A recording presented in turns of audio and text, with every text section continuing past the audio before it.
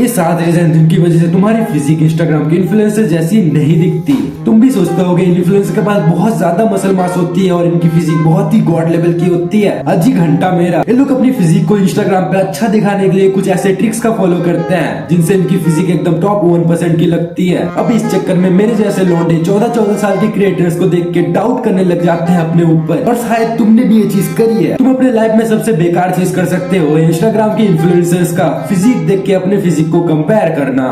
Point number 1 जो ये लोग फॉलो करते हैं वो है लाइटिंग। ये क्रिएटर्स लाइटिंग को ऐसे मैनिपुलेट करते हैं जैसे कि मेरे एक्स ने मुझे किया था। लिटरली मानो इन क्रिएटर्स का तुम फिजिक बिना लाइटिंग पे देखोगे तो एवरेज सी दिखेगी। इनका फिजिक बिना लाइटिंग पे देख के लगेगा कि बंदा जिम तो जाता है पर इसकी फिजिक को टॉप 1% जेनेटिक वाली नहीं है। और लाइटिंग का यूज करके अपने फिजिक को अच्छा दिखाना कोई गलत बात नहीं है, क्योंकि अगर तुम भी इंस्टाग्राम से पैसा कमा रहे होते अपने फिजिक को दिखा के तो तुम भी यही चीज करते और मैं भी यही चीज करता। क्योंकि तुम्हें भी पता है इंस्टाग्राम की जिसकी फिजिक जितनी सेटेड दिखेगी, जितनी अच्छे दिखेगी, उसके फॉलोअर्स उतने अच्छे बढ़ेंगे। यहाँ पे तुम मेरी फिजिक देख लो, बिना लाइटिंग बिना पंप के एकदम एवरेज सी दिख रही है। उसी जगह पे जब मैं एक अच्छी लाइटिंग के साथ पोजिंग करता हूँ तब मेरी फिजिक कुछ ऐसी दिखती है। और अगर तुम एक ऐसे बंदे हो जिसकी फिजिक लाइटिंग में भी अच्छी नहीं लगती तो तुम इस चीज को फॉलो नहीं करते जो है पोजिंग। अब दूसरी चीज जो तुम अपने फिजिक को बेटर दिखाने के लिए कर सकते हो है पोजिंग, जो इंस्टाग्राम के क्रिएटर्स बहुत ही अच्छे से यूज करते हैं। अब हो सकता है कि तुम्हारा कमर पतला ना हो तो तुम पोजिंग करके अपने कमर को पतला कर सकते हो, अपने शोल्डर को चौड़ा कर सकते हो। इतना ताकत होता है पोजिंग में। और जब तुम पोजिंग के साथ लाइटिंग को जोड़ देते हो तब तुम्हारी फिजिक और भी बेटर बन जाती है, क्योंकि अलग अलग पोज होते हैं तुम्हारे हर मसल पार्ट्स को एस्थेटिक दिखाने के लिए। अब सबसे अच्छा पोजिंग जो सबके बॉडी में सूट होता है वो है वैक्यूम। अब तुम में से जो लोग बिगिनर है वो कहेंगे रामदेव बाबा का आसन है, तो नहीं मेरे भाई, इसको हम लोग वैक्यूम कहते हैं। और ये चीज तुम्हारे एवरेज दिखने वाली फिजिक को एकदम बेटर बना सकती है। चाहे तुम कोई सी भी पोज करो, बस तुम्हें वैक्यूम करना है, जिसमें तुम बैक डबल बाइसेप कर सकते हो, साइड चेस्ट कर सकते हो और भी बहुत सारे पोजेस कर सकते हो, जिससे कि तुम्हारी फिजिक और भी एस्थेटिक दिखेगी। तुम भी अपनी फिजिक को अच्छा दिखाने के लिए लाइटिंग का यूज कर सकते हो, पोजिंग का यूज कर सकते हो, क्योंकि फिर भी तुम्हारी फिजिक उन क्रिएटर्स जैसी नहीं दिखेगी। क्योंकि इन क्रिएटर्स को तुम बिना पंप के दिखोगे तो ये लोग चूसे हुए दिखेंगे, चूसे हुए आम के जैसा दिखेंगे। नहीं, तुम अगर उनको पंप के साथ देख लोगे तो तुम्हारी पैंट वहीं पे खुल जाएगी। क्या बोल दिया भाई, तो काट देना। अब तीसरा चीज ये लोग बहुत ही अच्छे से फॉलो करते हैं जो है पंप। अब तुम में से बहुत लोग कहेंगे पंप तो हमारे बॉडी में भी आता है, तो हमारी फिजिक इन जैसे कैसे नहीं दिखती। तुम वर्कआउट करते हो 10 रुपए का कॉफी पी के, 2 केला खा के वर्कआउट करते हो, और ये लोग 5-5 हजार का पे वर्कआउट पी के वर्कआउट करते हैं। और वर्कआउट करने से पहले ये लोग पे वर्कआउट मील भी लेके आते हैं, जिसमें ये लोग बहुत ही ज्यादा कार्ब्स हाई रखते हैं। सारी चीजों को भी अगर तुम साइड में रख दो, ये लोग ग्लूकोज पानी भी पीते हैं वर्कआउट के बीच में। और कुछ लौंडे ऐसे तक हैं जो इलेक्ट्रोलाइट तक नहीं छोड़ते। मतलब तुम ही समझ सकते हो इंस्टाग्राम में फॉलोअर्स गेन करने के लिए कितने सारे मेहनत करते हैं, अपनी लाइटिंग को अच्छा बनाते हैं, पोजिंग सीखते हैं। अब मानो ना मानो ये क्रिएटर्स बहुत ही दिमाग लगाते हैं और मेहनत भी उतनी ज्यादा करते हैं, क्योंकि ये सब चीजें मैनिपुलेट करने के लिए तुम्हें हाई आईक्यू की जरूरत होती है।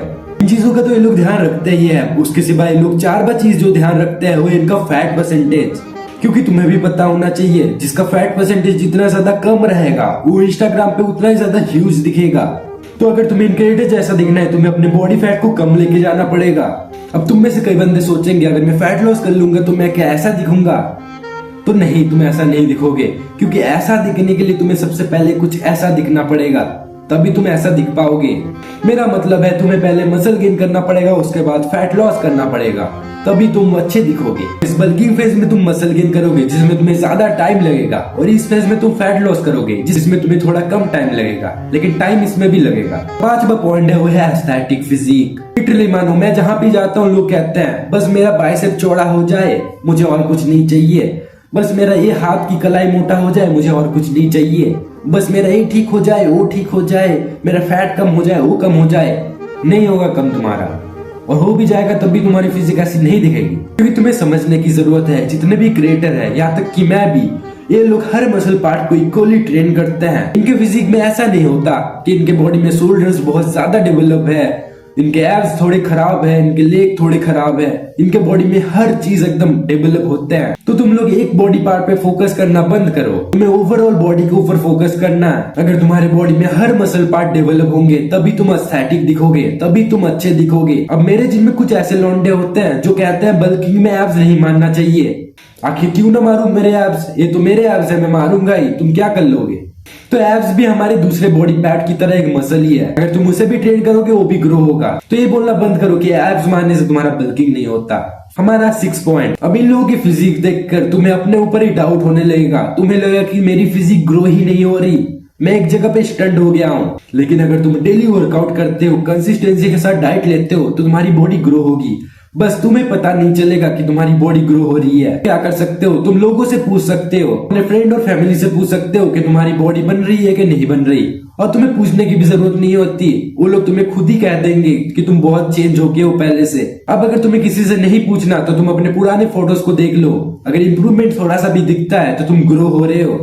अब हम लोग का 7वां पॉइंट, जिस वजह से इन क्रिएटर्स की फिजिक इतनी अच्छी दिखती है। अब तुम्हें नहीं पता कौन सा इन्फ्लुएंसर कौन सा माल ठोकता है, और तुम्हें ये भी नहीं पता कि वो नेचुरल है या इनहांस्ड है। हो सकता है कि तुम जिसे अपना आइडियल मानते हो, तुम जिसकी तरह फिजिक बनाना चाहते हो, वो स्टेरॉइड लेता होगा। अब तुम अपने ऊपर काम करते रहो, तुम्हें कुछ सालों के बाद खुद ही पता चल जाएगा कौन सा क्रिएटर कौन सा स्टेरॉइड लेता है। और जो भी हो, तुम्हारी फिजिक अच्छी है, क्योंकि 1000 बंदों को अगर तुम्हारे सामने खड़ा कर दिया जाए और उन सबकी टी शर्ट उतार दिया जाए तो तुम्हारी फिजिक अच्छी दिखेगी, क्योंकि तुम वर्कआउट करते हो, डाइट लेते हो, और मेन पॉइंट, तुम मेरी वीडियोस देखते हो और इंस्टाग्राम पे तुम्हें फिजिक देखते हो 0.001% की फिजिक होती है।